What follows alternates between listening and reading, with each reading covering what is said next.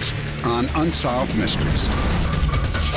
A U.S. spy is found dead in his motel room.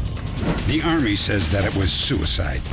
His family thinks that he was tortured and electrocuted. When a small-town bank president is killed, some believe the robbery is a cover-up for a contract killing. A desperate chase in a parking lot shootout. The suspect is captured only to escape again. And a beautiful young waitress at a topless club disappears. Her boyfriend becomes the prime suspect. Whether it's murder, larceny, or a foul play, sometimes these cases are solved, thanks to you. I'm Dennis Farina, and this is Unsolved Mysteries.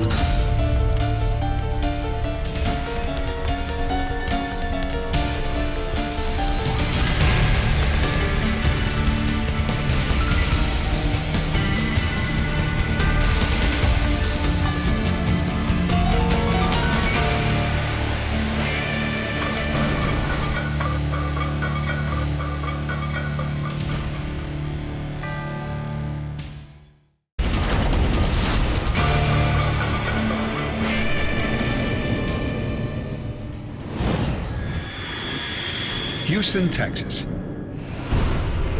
The Men's Club, an upscale night spot. The clientele, adult males. The entertainment, young females. Topless. Most people know what goes on in clubs like these and make assumptions about the kind of women who work here. But Tara was a waitress, not a dancer. Her life wasn't what anyone expected. Tara grew up in Del Rio, Texas. Population, 34,000.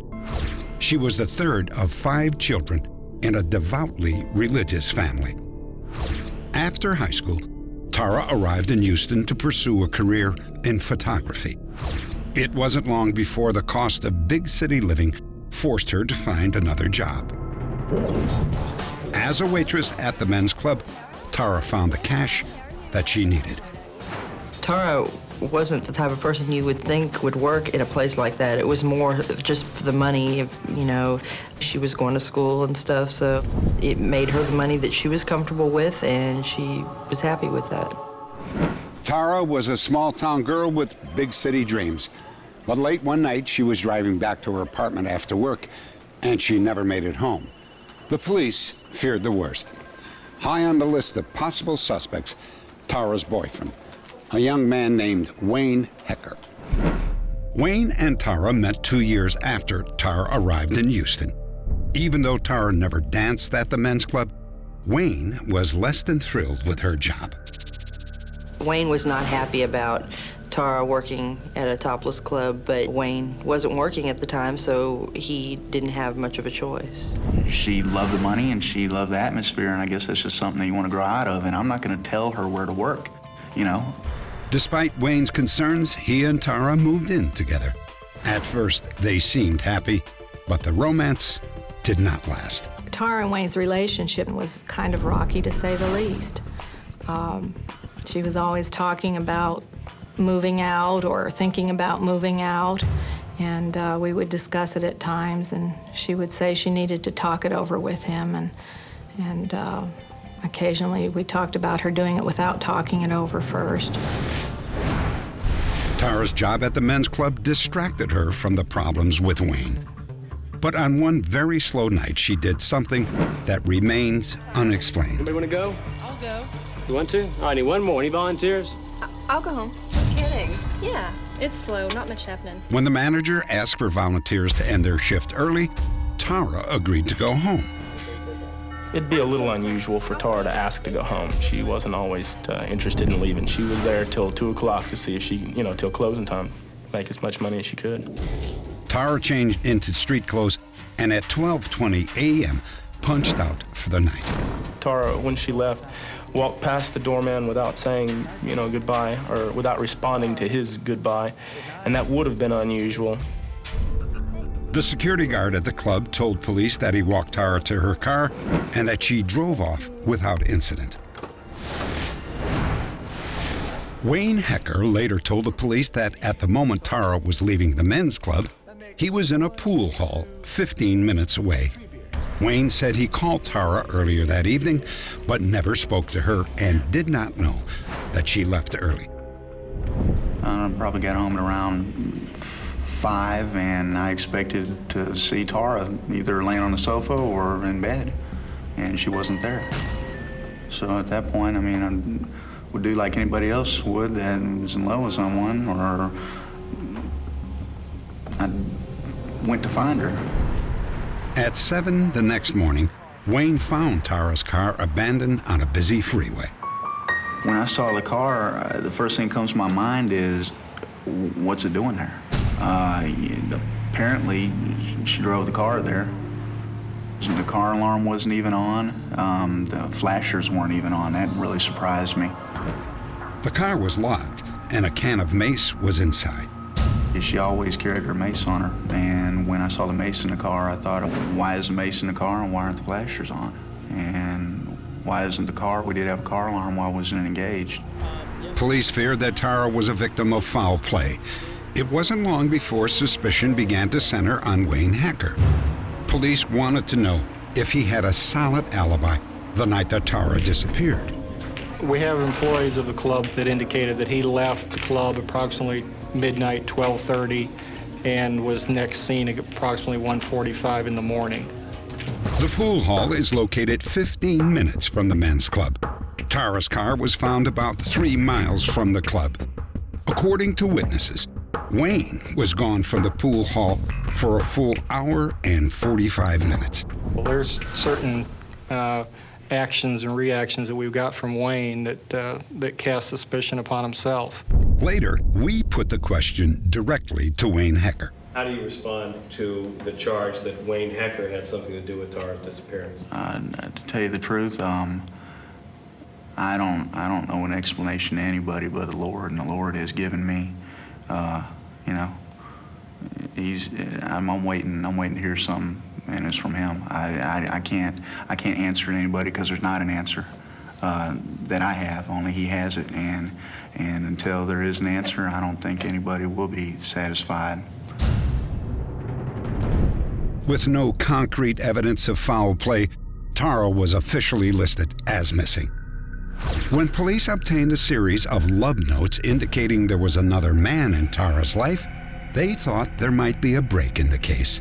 One note said, quote, "Please don't be scared. Do what your heart tells you. I'm very excited that you'll marry me." But in another one, quote, "The more you hold out, the longer you jeopardize what I feel for you," unquote. According to co-workers at the club, Tara's secret admirer was a frequent visitor who lavished her with $100 tips.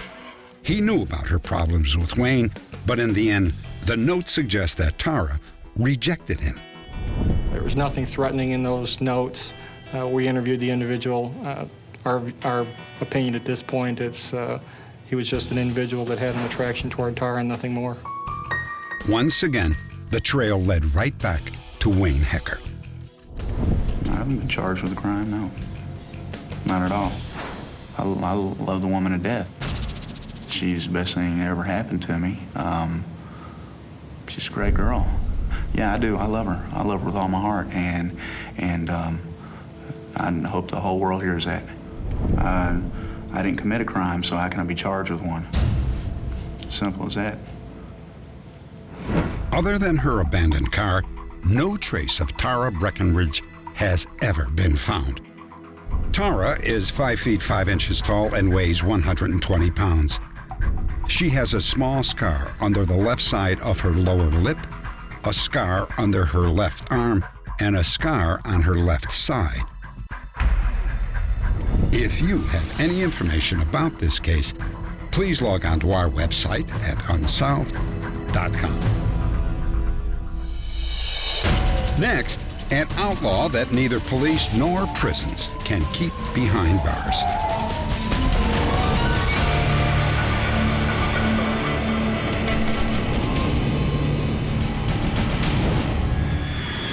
Fountain Valley, California. After being called to the scene of a burglary, police are swept up in a high-speed chase. It ends in a parking lot. Officer Kevin Arnold takes off after one of the suspects. Everything is supposed to go a certain way. You know, we chase him and tell him to get down the ground. He gets on the ground and we handcuff him, and that's the end of the problem. This one, all of a sudden he wasn't obeying my commands. We're struggling over the gun, and I realized that he's trying to kill me. To avoid being shot with his own gun, Arnold tries to empty his revolver. There's one left! Arnold reaches for his second revolver. The suspect survives. His name is Michael Wade Mohan. A background check shows 5 pages of previous convictions. It turns out that Mohan is also a master of disguise with a talent for escape.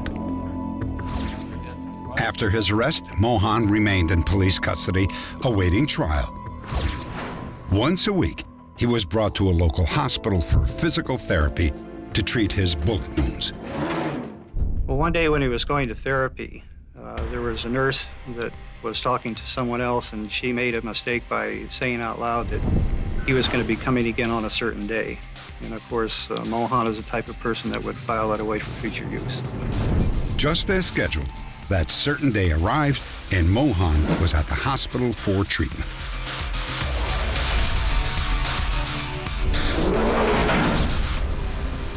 As they got to the back door of the therapy building, he walked in, he stumbled and fell forward. Don't move, or I'll shoot.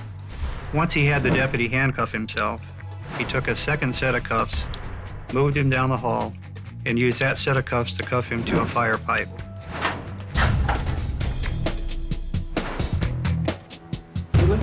Yeah, I feel it. Mohan bolted out the door and jumped into his wife's pickup truck. Michael Mohan had escaped again. I gotta get into my clothes. Clothes are in that bag on the floor. During the course of the follow-up investigation, it was our conclusion that it was Sharon Mohan that had been driving the truck. We also felt that she was the one that planted the gun, and when we took her into custody a couple of days later, we arrested her for aiding and abetting, and she eventually pled guilty. Sharon Mohan was sentenced to 2 years for helping her husband get away.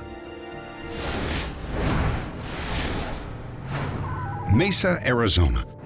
1 week after Mohan escaped, another high-speed chase, this time at more than 100 miles an hour. 8 different police departments joined the chase. Then police put up a barricade. The chase had lasted 2 hours.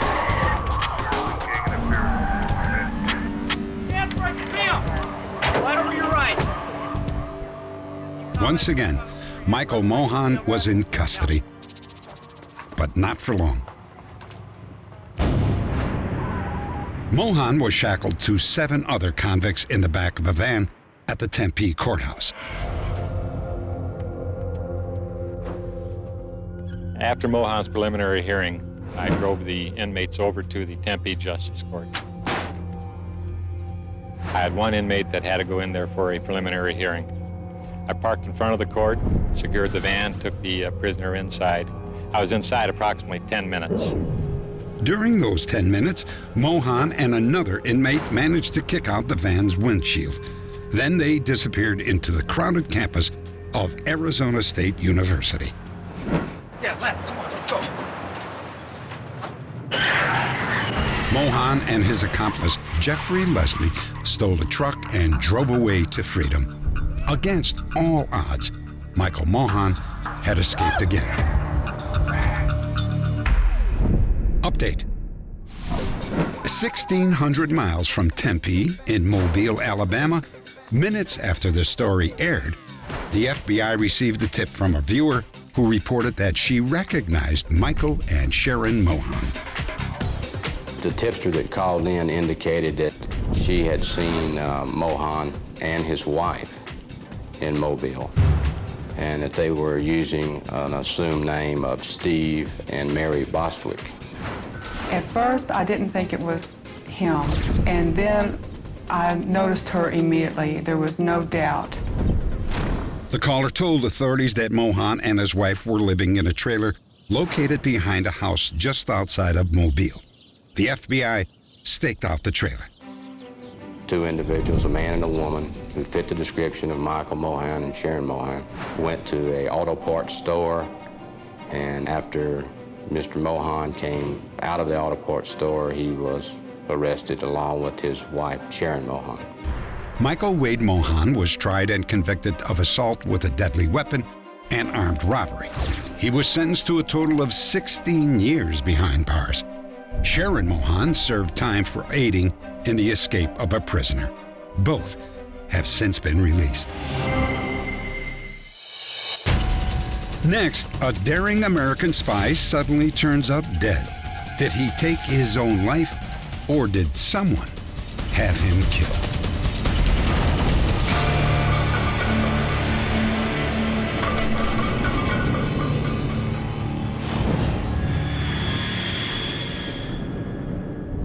Ralph! Go ahead, try it. 11 p.m. In a motel room near Fort Meade in Maryland, Army officer Ralph Sigler is found dead. The Army claims that he committed suicide, electrocuting himself with wires wrapped around his arms. But just before Sigler's funeral began, his daughter Karen had a few moments alone with him. She was shocked to discover the condition of his body. When I looked at him the first time, I didn't believe it was him. His body was so bruised, so mutilated. So it didn't look like my father at all. I noticed that his nose was broken. I noticed that there was a dent in the top of the head and there was blood. I looked inside his mouth. He was missing the two front teeth, but all the teeth were cracked and jagged, as if someone hit him in the mouth. Mom, he looks lousy. Look at this. Look at his hand. I took off one of his gloves. I saw cuts on the palm. Look at his arm. I rolled up the sleeves. I looked at the arms. I found a lot of bruises. From looking at the body and the condition that the body was in, I don't think he committed suicide. I believe that he was beaten to death. I believe he was murdered. Ralph was no ordinary Army officer. Ralph Sigler was a spy who worked for both the Army and the FBI. His assignment? To deceive the KGB and expose Soviet spies. He was walking a razor's edge in service to his country. His family believes that it may have led to his murder. And now they want to know who killed Ralph Sigler and why.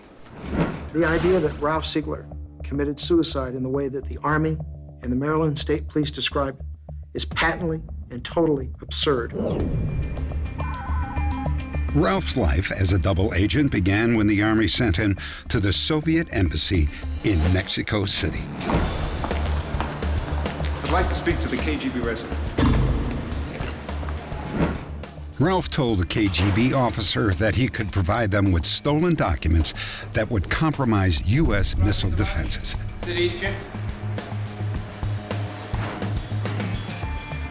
What do you want? I want to come to work for your government.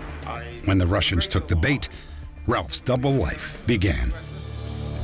For 10 years, Ralph contacted his Soviet handlers through various covert methods and provided the KGB with bogus secrets cooked up by Army intelligence. One of his superiors at the time was Louis Martel. Ralph was considered a very good double agent by the community. He was a shining star. And when I say community, I mean both that's the FBI and, to a degree, the CIA, as a very valuable asset and a man who was doing a very good job. Ralph was so successful that other agencies got wind of him. The FBI secretly asked Ralph to expose Soviet agents to them. One of the most notorious was Rudolf Herman. a Soviet master spy who lived and worked in the United States. When the FBI asked Ralph to keep this mission to himself, he agreed. When Ralph was asked to take a routine polygraph test, the results surprised his superiors. Have you ever passed any unauthorized intelligence to the Soviet Union? No. The question or questions that showed that something was bothering him were questions involved with what he had given to the Soviets that he was not authorized to give. That question was asked time and time again on every poly, and every poly it showed indications of deception. Journalist Joe Trento believes that Ralph failed the polygraph due to his secret assignment with Rudolf Herman, the operation the Army knew nothing about. Rudolf Herman was the #1 Soviet spy in America. And this was the great secret that the FBI kept from the Army. They were never told that Ralph Siegler was servicing Herman. So when they asked him questions, did you ever have any unauthorized contacts with the Soviets? Ralph would say no, and it would show up as deception. Ralph, of course, thought that the FBI would clear it for the Army, and they never did that. As suspicion grew, the Army gave Ralph even more polygraphs. He failed every one. Any other money from one of your missions? No. Finally, Ralph was called in for questioning. With Army brass already assuming that he was a traitor, it was going to be a rough meeting. Just 24 hours before the interview, Ralph Siegler called his wife at work. Can I help you? Hello, Elsa. Ralph, is that you? Now listen to me, this is important. Where are you? I want you to hire a respectable lawyer. He sounded tense, as if he was under a lot of pressure. I want you to sue the U.S. Army. I'm dying. I never lied. Then, the phone was disconnected. Ralph's wife rushed home and called Army intelligence. Hours later, Ralph was found dead in his motel room. Maryland State Police took charge of the investigation. As far as the room looked, there did not appear to have been a struggle. The locks on the door to the room had been double locked from the inside.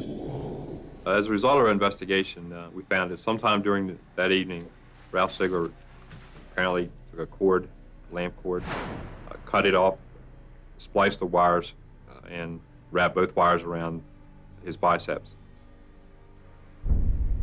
He plugged the outlet in the socket, causing him to be electrocuted.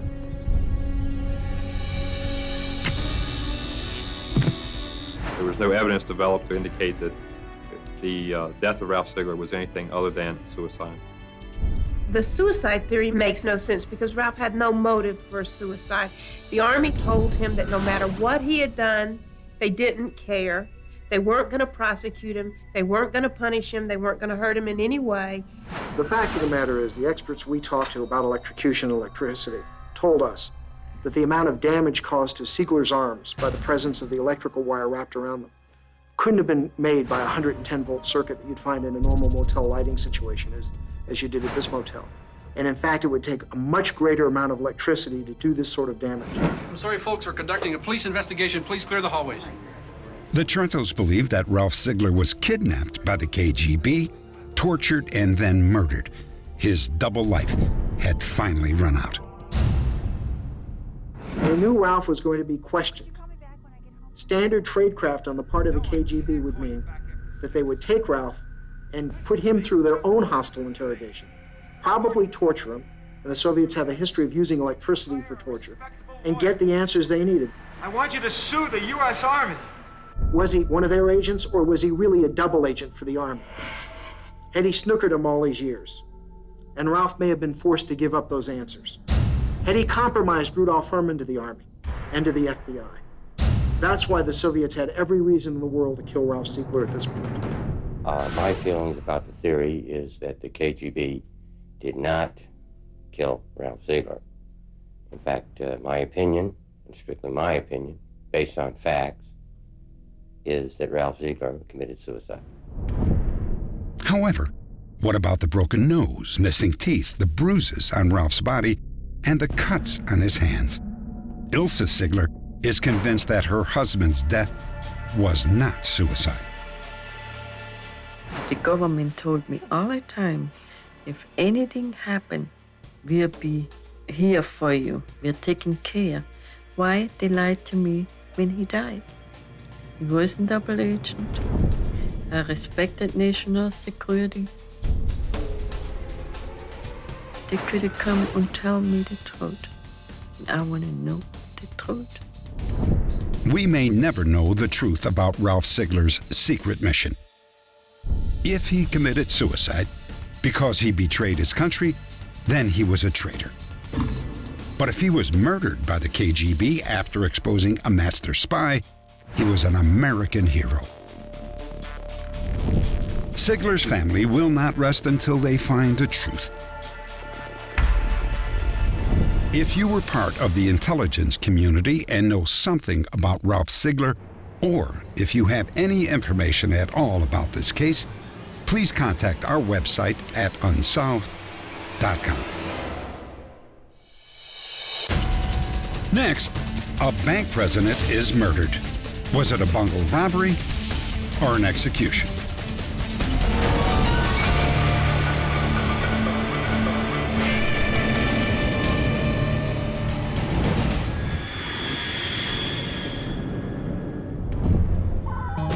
An employee of the Knoll, Missouri State Bank arrives at 8:30 a.m.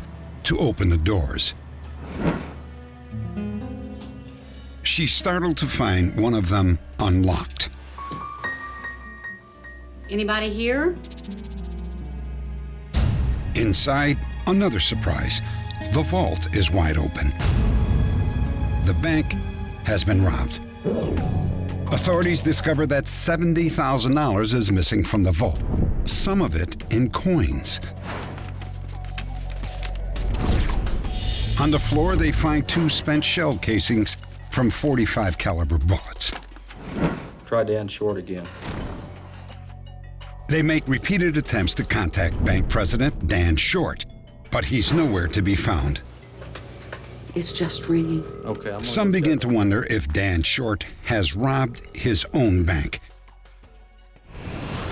At the time, Dan was 51 years old. He had been president of the bank for 6 years and was respected by people in town.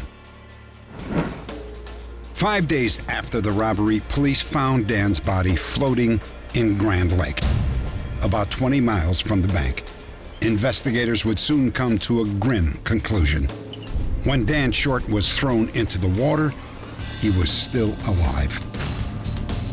He was tied to a chair which had a concrete block taped to it with duct tape. No apparent wounds to the extent to cause death. It appeared at that point that he had indeed been drowned by being thrown from the bridge. It was appalling to think that any human being would do this to another, particularly with the obvious motive being just to conceal a robbery or the identities of the perpetrators. If Dan Short was murdered as part of a bank robbery, why would the thieves choose to kill him in such a cold-blooded way? It is possible that Dan's shocking death was a premeditated execution. When Dan Short became president of the Knoll, Missouri State Bank, the local economy had been in bad shape. He was faced with balancing the financial needs of his customers against the bank's need to turn a profit. In the process, he made a few enemies. How are you this morning? Real good, real good. Dan, could I talk to you about that appraisal? Sure. He had some difficulties that he had to straighten out in order for the bank to function properly. There was repossessions, restructuring, denial of credit. But even though he had a difficult position, he was able to win the people over. He became a friend of the people. He wasn't particularly outgoing. He wasn't a backslapper, but people accepted him for what he was. And that was just a genuinely nice person. Dan lived about 8 miles out of town in a remote rural area. On the night of the robbery, he had a guest who left just before 11 p.m. The FBI has tried to reconstruct what happened next. They believe someone showed up at his door between 11 p.m. and 1:30 a.m. My car broke down up the road. May I use your telephone? Probably the perpetrators went to his front door armed, and when Mr. Short answered the door, they immediately restrained him and later took him to the bank. We want the money. According to the FBI, Dan and his abductors arrived at the bank around 2 a.m. Indications are that the perpetrators forced him to turn the alarm off to unlock the front doors, and then after gaining entry into the bank, dealt with the surveillance camera to some extent, spray painting the lens and turning the camera around backwards. Hey, where's the money? Open it up. Come on.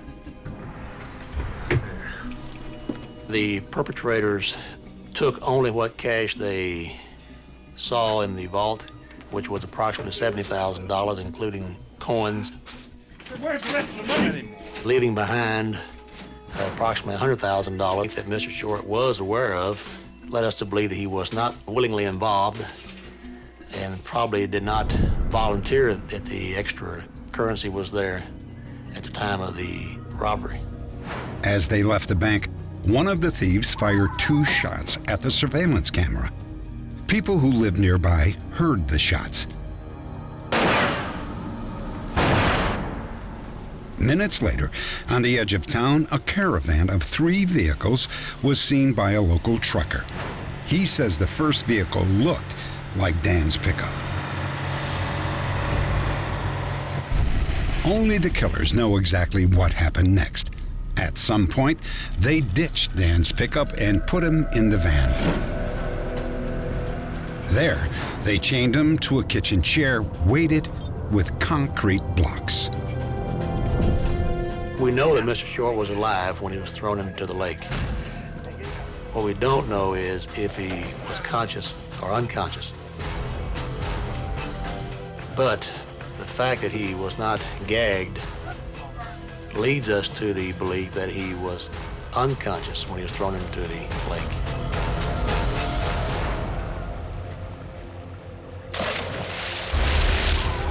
Witnesses reported seeing a dark van stopped on the bridge at 6 a.m., but it sped away before they could get a license number. One nagging question remains. Why was Dan Short killed in such a cruel and ruthless way? I'm sorry, I'm going to have to turn you down. Well, I'm certain that there are some people out there that have some real animosity, some hatred towards the State Bank of Knoll and Dan Short. He had denied credit to people, and the denial of credit probably broke others. Dan had worked in, I think, 3 other banks. Maybe something followed him here from someplace else. Maybe he stumbled across something in this area he shouldn't have. Police hold on to the theory that the bank robbery was nothing more than a cover-up for an execution. They believe the thieves were amateurs. They left behind plenty of fingerprints, stole heavy bags of coins, and fired unnecessary shots. I want them to find the people that did this and to explain to me why they had to kill my brother over $50,000 or $60,000. And I want to know why that happened. Update. After a 2.5-year investigation, the FBI arrested 2 brothers, Shannon Wayne Agofsky and Joseph Anthony Agofsky, for armed robbery and the murder of Dan Short. Shannon Agofsky was found guilty of murder and sentenced to life in prison. The murder trial for his brother Joseph ended with a hung jury, but he was found guilty and sentenced to life for armed robbery. A motive for the crime was never revealed. Next, authorities in New York force a loving couple to give up their only child. Their crime? He is black, she is white.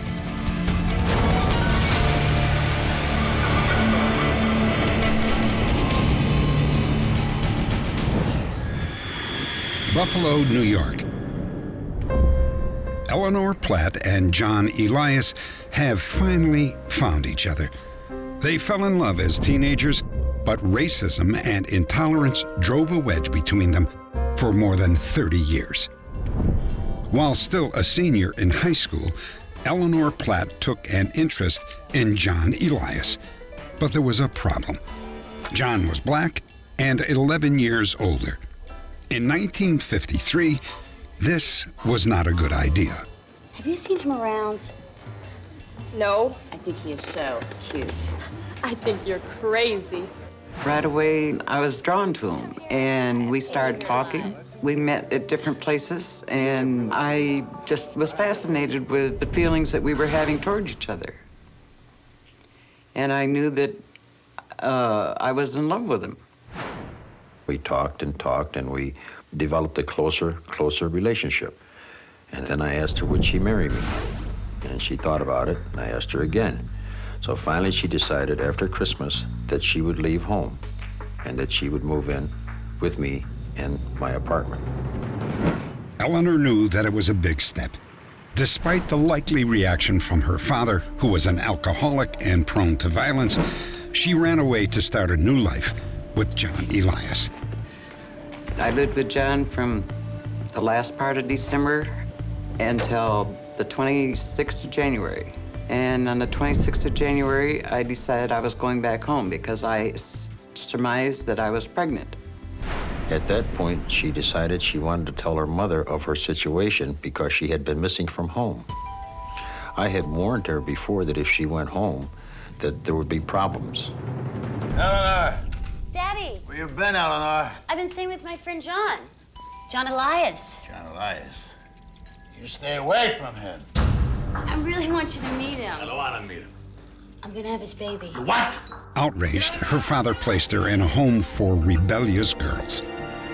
She was put into a home because that's what they did with girls that made mistakes. And the law took care of him because they accused him of rape. And so he was arrested for that. Just 3 days before Eleanor's 18th birthday, John was charged with the rape of a minor and thrown in jail. I pleaded guilty to the grand jury because I did not want to have Eleanor go through the ordeal of having to be in a trial and brought on the stand. In a way, I felt that I was protecting her. On September 13th, 1954, Eleanor gave birth to Rosemarie. Authorities at the home told Eleanor that it would be best for her to give the baby up for adoption. Confused and frightened, Eleanor reluctantly agreed. This is Eleanor and Rosemary. Eleanor's ready now. I handed my daughter to the social worker, and she took the baby and in turn handed her to the lady that was standing next to her. I was tore up inside because I knew that, or surmised that these ladies were going to take her and that I would never see her again. A few months later, John got out of jail. I still wanted to see John and get together with John and marry John because I loved him. But John was nowhere to be found. Only later did she discover that he had literally been run out of town. I was continually harassed by the police department. When I was driving my car, they would ask me for my license, my registration, a continual harassment type thing. I did not see Eleanor anymore after that because I left town where I could get a decent job and start settling down after that ordeal. Because of complications resulting from Rosemarie's birth, Eleanor would never have another child. In time, her emotional pain healed, and in 1977, Eleanor married Stephen Wozniak. Together, they raised 4 foster children. John Elias also married and raised 2 children. After more than 30 years, John began to search for his long-lost daughter, Rosemarie. Along the way, he located Eleanor. Yes, it's me. It's a long time since I've seen you, kid. I know It's it. good to see you. Oh, come on in the house. It's too cold out here. With the blessings of their spouses, John and Eleanor began a new search for their daughter, Rosemarie. If my daughter is watching this show, Rosemary, I want you to know that I do love you and your father loves you, and that's why we're working together to find you. There's so much we want to explain to you and to tell you that we really do care, and we really did care at the time. I hope that we will be successful in finding this child who's been gone for all of these years, who was literally taken away from us by the forces of the law. And at that point, even though we don't want to interfere with her life, we'd just like to know her whereabouts, how she is, and how she came out. Update. John and Eleanor's search came to an end the night of our broadcast when a viewer recognized Rosemarie as a co-worker, Sally Riley. One of my co-workers called me on the phone, and he's hysterical, and he's going, "Were you watching Unsolved Mysteries?" And I said, "No." And he said, "They're looking for you." And I said, "What do you mean they're looking for me?" He says, "Your mother and father were on TV looking for you." 2 weeks later, Eleanor and John were reunited with a daughter they once knew as Rosemarie. Hi. Hi. How are you? Hi, how are you? Hi. Hi. When I first saw my parents, I was kind of flabbergasted or in awe. I really don't know the word I'm looking for, but it just, you had to stare at them because, you know, it's like I'm a part of them. Unless a person has gone through it, there is no way to describe the feeling that a person has once they find their child that's been adopted. I had carried an imaginary picture in my mind of how I thought she would look. All I needed, I had a form, but I didn't have a face. When she stepped out of the vehicle, I had a face, and that was a good feeling. That's what I was just telling John. I'm just glad I have a very extended family now and that everybody is accepting me and I'm accepting them, and it feels really good.